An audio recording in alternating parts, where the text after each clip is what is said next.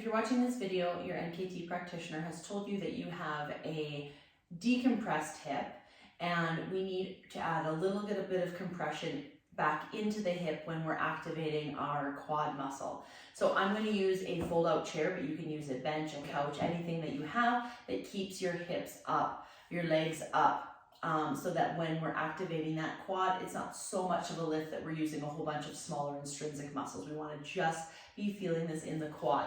So we're going to lay down on the floor, keeping that low back, shoulders and neck, everything relaxed. If you have a little bit of a lordotic curve, you can roll up a small towel and place perpendicular to your body underneath that low back, just near the sacrum, and it will give you a sense of allowing your hips to stay in neutral, and will hopefully help you not use your core muscles and be able to focus just on activating that quad.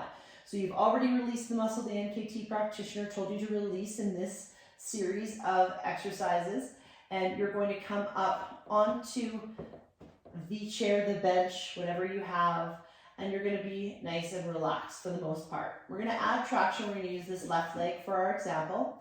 We're going to add traction by flexing or pulling the toe towards the shin and gently pulling the femur into the hip, not to allow any deviation of the pelvis. The pelvis is nice and neutral. The low back is neutral. The core is gently engaged because it has to be, but nothing so that you're using these muscles to do the movement. The lift is going to be an inch or less off the bench chair or whatever you have, breathing 3, 2, 1, and relax everything back down. Taking that traction off, come back into that flexion of the ankle, the pull of the femur into the hip, just to kind of compress that hip and lift for 3, 2, and 1, back down and relax.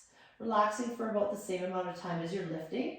Come back in, add that compression, 4, 3, 2, and 1. Always make sure you're breathing and relax. It takes about 3 to 5 reps of that activation once you've released that muscle. Making sure we're not feeling core, we're not feeling low back. We want to specifically just be feeling the front of the thigh and adding that little bit of compression because you have a decompressed hip. So release the muscle, activate, do this twice a day. Don't do it any longer than a week, and make sure that you're stopping anything that makes the initial complaint feel worse. And go back to your NKT practitioner so that they can make sure that we're doing things properly and finding the root cause of your discomfort.